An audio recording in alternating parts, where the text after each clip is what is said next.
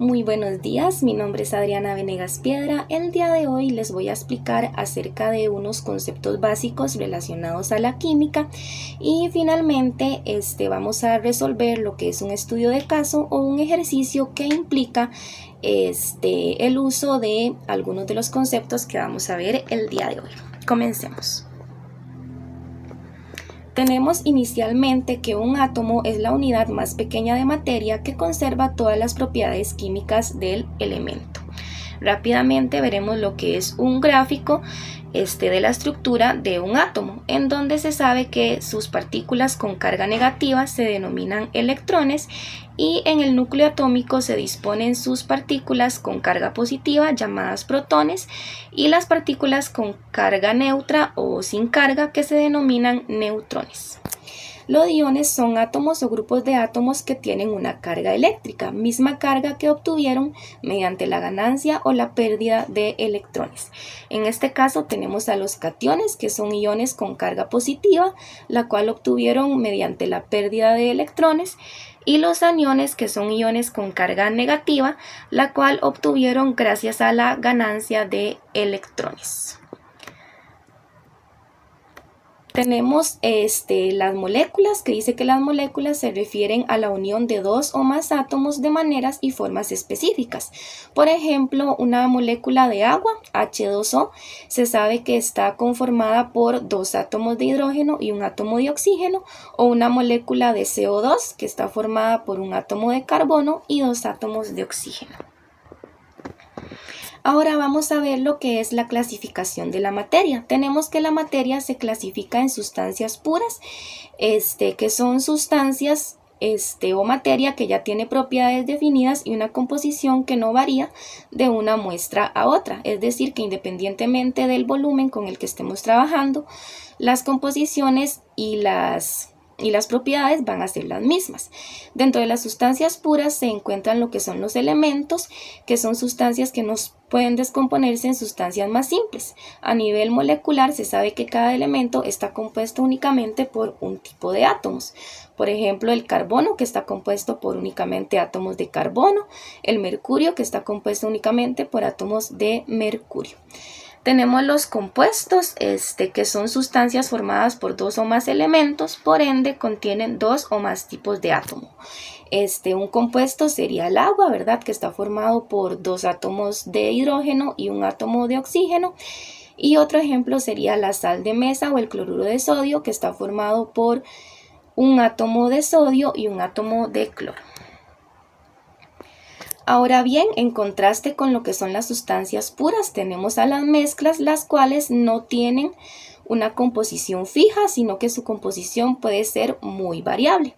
Dentro de las mezclas tenemos lo que son las mezclas homogéneas, que son aquellas que son uniformes en todos sus puntos y a simple vista no se puede determinar cuáles componentes la conforman.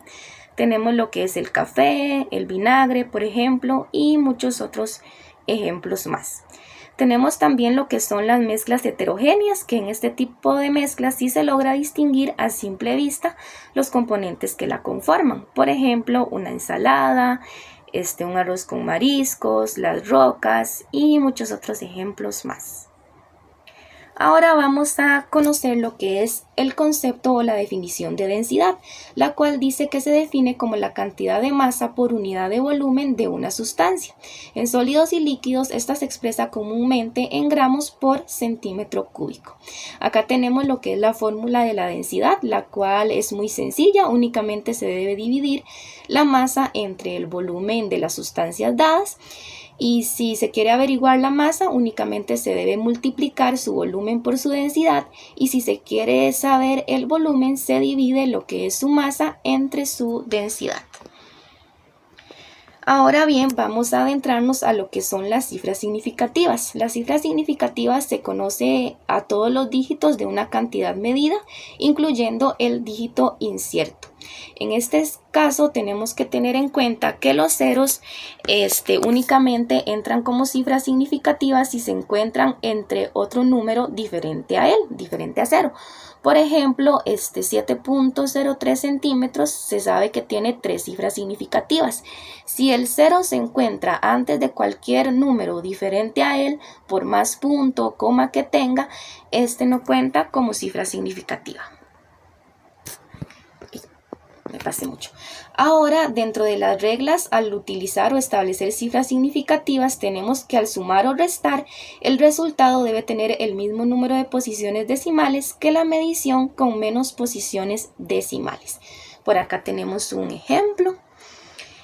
La regla número 2 nos indica que al dividir o multiplicar, el resultado debe contener el mismo número de cifras significativas que la medición con menos cifras significativas. Asimismo, este resultado siempre debe redondearse.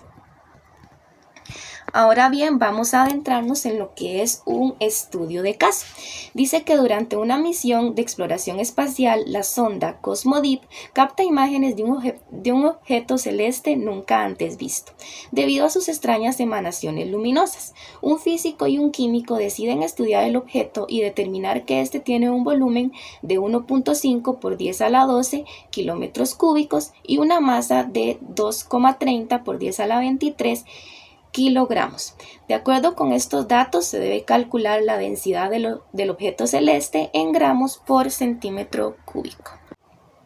Vamos a resolver entonces este estudio de caso. Debemos tener en cuenta que los valores que nos los están dando en kilogramos y en kilómetros cúbicos. Debemos convertir ambos valores a gramos y a centímetros cúbicos respectivamente. Entonces tenemos el primer valor que nos dieron, que era 2,30 por 10 a la 23 kilogramos.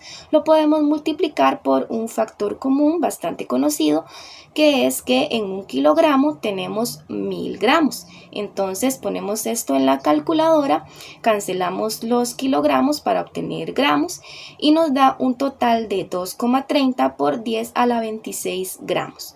El segundo resultado que nos dieron implica el uso de un poquito más de factores comunes, pero eso no es impedimento para resolverlo. Entonces tenemos que nos dieron 1.5 por 10 a la 12 kilómetros cúbicos. Esto lo podemos multiplicar por el siguiente factor común, ya que sabemos que en un kilómetro hay un total de 1000 metros. Sin embargo, debemos elevar esta fracción al cubo para que nos dé un resultado certero. También aquí mismo podemos multiplicar por el siguiente factor común, ya que sabemos que en un metro tenemos un total de 100 centímetros. Esta fracción también la elevamos al cubo y la ponemos en la calculadora y obtendremos como resultado 1.5 por 10 a la 27 centímetros cúbicos. Ahora bien, ya con los resultados o los números ya convertidos, podemos proceder a lo que es sacar la densidad, que es lo que nos solicitaron en el problema. Tenemos que la densidad era masa entre volumen, ¿verdad? Entonces dividimos la masa, que sería 2,30 por 10 a la 26 gramos, entre el volumen, que sería 1.5 por 10 a la 27 centímetros cúbicos. Este resultado, al anotarlo en la calculadora, nos da un valor muy amplio, con muchos números, 0.15333 y muchos otros 3. Entonces, al tratarse de estas cifras, tenemos que ver que el resultado debe darse con la menor cantidad de cifras significativas. En este caso, 1.5 es el número que tiene menos cifras significativas, tiene 2 únicamente. Entonces el resultado convertido a únicamente 2 cifras significativas queda como 1.5 por 10 a la menos 1 gramos por centímetros cúbicos. Entonces tenemos que la densidad del objeto celeste que observaron el físico y el químico se trataba de 1.5 por 10 a la menos 1 gramos por centímetro cúbico. Espero que esta presentación y la materia que les presenté les quede entendible y sea de su agrado. Muchas gracias.